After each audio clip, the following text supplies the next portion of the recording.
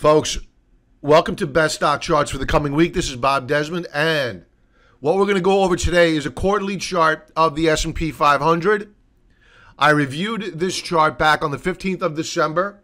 We're going to play a clip from that commentary, what I said then and how it relates to where we stand right now.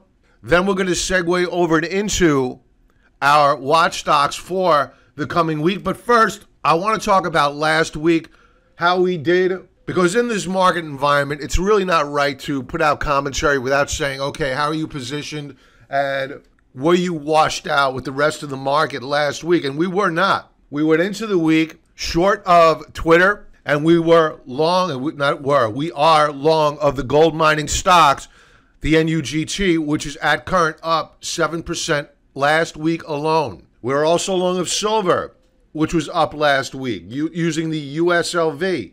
Now, I will say this.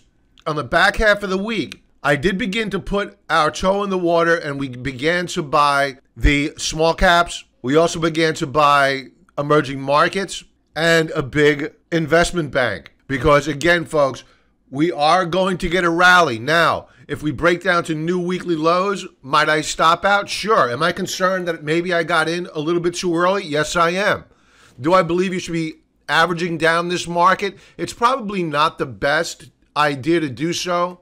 If you have been long of this market, you've taken significant losses, now you're looking to buy more and average down your position. There's too much emotion involved there.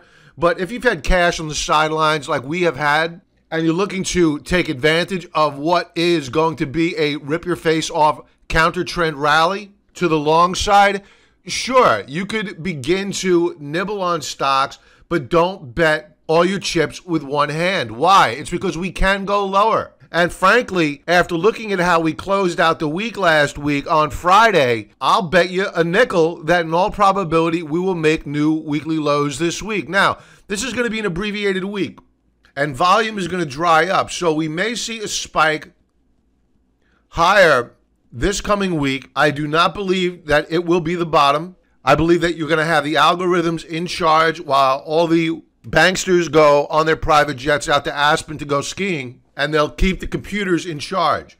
So I wouldn't expect much in terms of a major sell-off. Now, at least this week anyway. Now, we do have a government shutdown. Who cares? The mainstream media will, of course, blame Donald Trump for shutting down the government. That's why the stock market's selling off. Nothing could be further from the truth, because what does a government shutdown mean to the stock market? Absolutely nothing. All the government shutdown does is inconvenience tourism in the United States. So no big deal. Now, what it does do, it works against us, to be honest with you, because you saw the dollar rally in the back half of the week last week, which put some pressure on our gold mining plays, because we were up much higher than 7% on the week. So when the government stopped spending as much as they were, the dollar strengthened. So honestly, if anything, the government shutdown will only hurt our gold mining position, but that's an opportunity to add more because we know what the proximate cause is. Let's get to the quarterly chart, S&P 500. Again, we spoke about this on Best Stock Charts, December the 15th. I'll link to it at the end of this video. But first, let me play you a clip of what I had to say back on the 15th about the S&P 500. Let's get to it. S&P 500 quarterly chart. Where are we on a historical basis? Well, you can see that we have been in a massive bull run, and that includes two bubbles, right? Here's the .com bubble. Here are the quarters subsequent to the top from the financial crisis. And here we are at current. 4 quarters for 2018. There's only 15 days left to go, thereabouts, in the trading year. And at current, folks, the observation that I have of the S&P 500 is not a positive one. We are at current trading down below the lower band of the rising uptrend channel. Now, some may think of this as being bleak. Some may consider closing their brokerage accounts. I see it as an opportunity, because if we break down to a new quarterly low on the S&P 500 in 2019, there's going to be a vast amount of money to be made to the short side. Not only that, you will see a slew of extreme oversold trades that we could trade to the long side. Now, while I'm reviewing this chart on the 15th of December, we still have several trading days left to go. It's going to be difficult to affect enough change on this chart to have it close back above this lower band, but it could happen. We can't rule it out. Now, as we proceed into 2019, if we break down below the lows of 2018, which was at 2532.69. Now you can see from that point in time, we are now down 17.0% on the quarter. And the sad part is that we are not at support yet. We broke support back here. The low of Q1 was 2,532.69. We closed out last week at 2,416.62. The probability of us making up that gap and closing back above that prior support level is improbable in this abbreviated week. So not very good in terms of price action. Where do I think we're going? I think we're going down here to 2,134.72 on the S&P 500. And it may take a couple of quarters to get there. You'll get your counter trend rallies. We'll be long, but then we're going to be looking to short into those counter trend rallies until we hit significant support. And this is the value, folks, of learning how to use the charts. And I'm not just talking about a 15-minute chart. I'm talking about using your daily charts in conjunction with your weekly charts, and your weekly charts in conjunction with your monthly and quarterly charts, so on and so forth. You need to have a multi-time frame analysis of your charts. And you may be saying to yourself, you know, Bob, it's great that you called this sell-off after the fact. It had already broken down, and you're just bringing to our attention back on the 15th. Big deal. That's not the reality. The reality of it is that I was using a daily chart back on August the 11th of this year. I put out a commentary, best stock charts / musings of a very concerned contrarian. I will link to it at the end of this video. I'm going to play you a clip of what I had to say back then, right now. If you want to watch the full video, I'll link to it at the end of this one. Here's what I had to say. The S&P 500 is now stalling out. Let's take a look at the Dow Jones Industrial Average. And members, we're going to talk a lot more about this tomorrow on the week ahead commentary. Here's the Dow Jones, nowhere near the January highs. So you have the Dow 30 stocks lagging the S&P. You have the S&P 500 lagging the IWM, the Russell 2000 small cap. So I think a picture here is being drawn of how we are, in fact, being damaged. It's forward-looking. So, folks, the lesson learned from this commentary so far in is that it's critical to rely upon multi-time frame analysis on your stock charts, because the markets were sending us signals back in August that all was not well. Price action was bad. You had the FANG stocks leading the way up higher. Were it not for the FANG stocks, this market would have rolled over a long time ago, well before August. And I warned about the FANG stocks. Go back to my videos in August and early September when they were still in a bull run. I said, warning flag on the track. Avoid these names. They are going to roll over. And now they are in a bear market in only a few short months. Members, we're going to go into greater detail on the indexes and our strategy for the coming week on the week ahead commentary coming out later today. Let's segue over into the stocks that we're watching for the coming week. Hey folks, thanks so much for watching, and we're going to begin again in just a moment. But first, I wanted to make a really big announcement. I'm really excited about it, and I think you're going to like it too. And the announcement is this: I am going to be raffling off a 1-year gold level membership to the Contrarian Trader. That's right, trade alerts, daily commentary, paper trading simulator, access to the members forum. And I will be announcing the winner on January the 5th, 2019. All you need to do is pause this video, click the subscribe button, click the like button, and you're in. That's it. So don't wait. Enter now. I'll say thank you in advance, and let's get back to the rest of the commentary. Let's segue over into the stocks that we're watching for the coming week. Twitter, we're looking as a short. We were short here. We were betting, let's go to a daily chart first. I bet here that this breakout would fail, because that's been typical of this market. Breakouts have been failing. I would never, ever do it during a bull market. And you could see that we rolled over and broke down. Now, I can't claim that I captured this entire move lower. I didn't. I booked profits relatively early on the trade.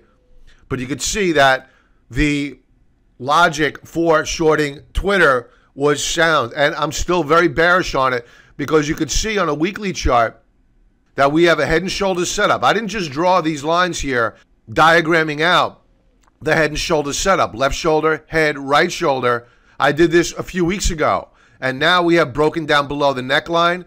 New weekly low. Twitter is a short. So members, more to come on Twitter. And I said earlier, folks, I want to correct the record here, that we were up 7% on NUGT last week. That was incorrect. We were only up 4.4% on the week. My apologies. I just wanted to set the record straight. I am concerned about the topping action here. I think we will get a pullback. Members will be talking about where we want to add more on the NUGT. I would not go buying on Monday morning on a rally. Members, more to come on the week ahead commentary later today. All right, our extreme oversold watch stocks, Build-A-Bear. I spoke about this last week as a watch stock. I said, be careful. It will probably go lower, and it did go lower. Let's go to the daily chart.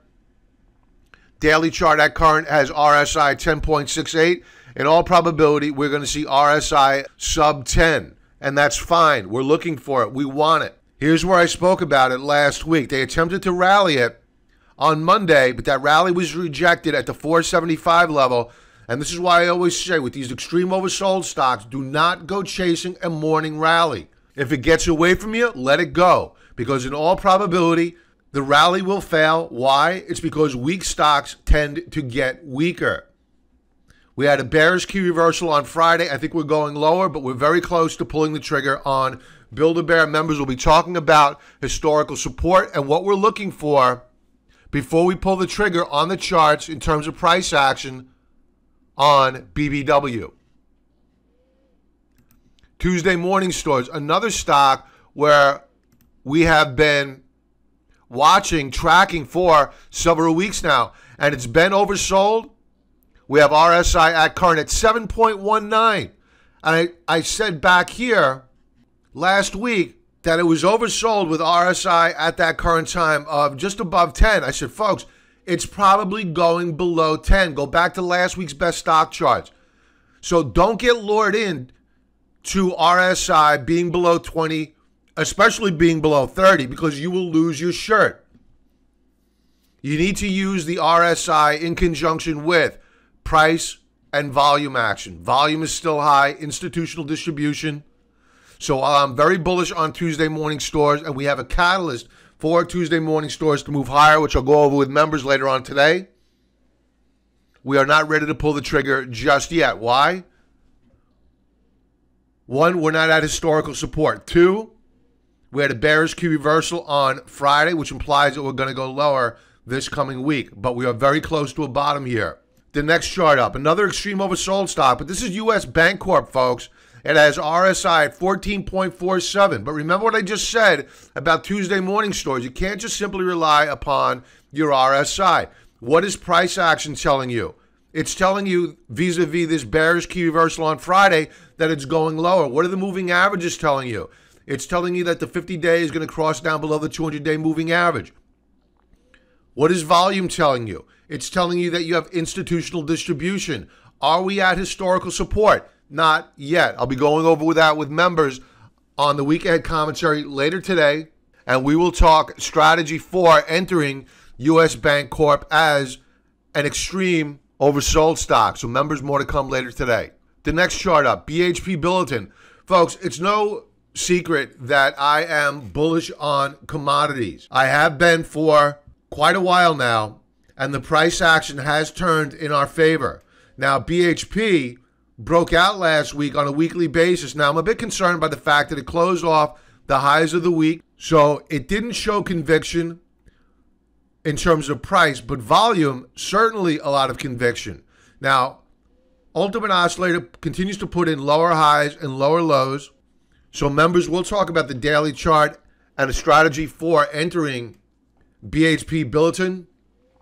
And we'll also talk about the correlation of BHP and the US dollar, because the dollar gained strength in the back half of the week. So we may want to show a little bit of discipline here by waiting to see how the dollar behaves early this week before we get involved with BHP Bulletin. More to come.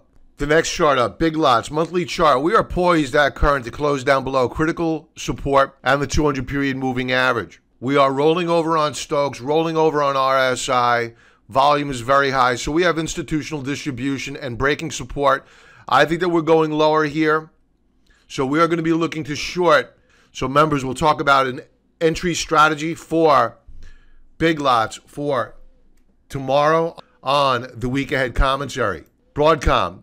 Now, this is a stock that I've spoken about in the past. I've been fairly bullish on it, and it has shown relative strength versus the S&P 500, and especially the NASDAQ. Now, while we were down last week on the month, we are still behaving very well, and we are up 4.25% on the month. This is a stock that is looking really good as a long-term play. So we're going to be looking to buy AVGO, because in all probability, when this market turns, and it will, whether it be a dead cat bounce or whether it be a bottom to this bear market, Broadcom is probably going to be a relative outperformer. The fundamentals support it. We'll talk more about this later on today on the week ahead commentary. Decker's daily chart. We have an ascending flag formation. This is a continuation breakdown pattern. We've seen this before. We saw it on Shopify, weekly chart, which broke support. I'll talk about that more in a moment. Back to Decker's. I'm looking for a break of this lower band of support, and we're going to be looking to short Decker's. Volume rose on Friday. We continue to put in lower highs on Stoke RSI. So members, more to come later on today with our trade entry strategy. Dollar Tree, weekly chart. Another setup here for a short trade. We had a bearish key reversal week last week. We're looking for a break of the lower band of support. We will then look to open up a short position on Dollar Tree. This is another case of an ascending flag formation. It's a bearish continuation breakdown pattern and a pretty reliable pattern once you get a break of support. Shopify, weekly chart, another ascending flag formation. We broke down last week below critical support. I was bullish on this only a few weeks ago. It failed to hold its breakout. That's bad stuff. We had broken out on Stokes. That breakout has now failed. We had broken out on RSI. That failed as well. So these are all bull traps, breakout point failures. Call them what you will. They are all very bearish stuff. Volume last week, very high. 2 consecutive weeks of institutional distribution. So folks, in conclusion, while we may see a short of volume week this coming week, given the holiday season, I'm not going to be the least bit surprised to see lower lows, because I think that we are going lower. Whether it be next week or the following week, we have yet to see a bottom because we have yet to hit critical support. If you're not currently a member, please sign up for the 14-day free trial offer. If you're not ready yet, that's cool. Follow me on YouTube. Enter your email address. If you're watching this on the website, we hate spam too. Everybody have a great and Merry Christmas and a Happy New Year. Hey folks, just a really quick thank you for watching this far into the video. I appreciate it so much. And a quick reminder, don't forget about our 1-year gold membership raffle. That's a $1,164 value. And all you need to do is just click the subscribe button, click the like button, and you're entered. That's it. And we'll announce the winner on January the 5th, 2019. I'll see you there. Let's get back to my commentary. And if you have any questions, leave a comment below.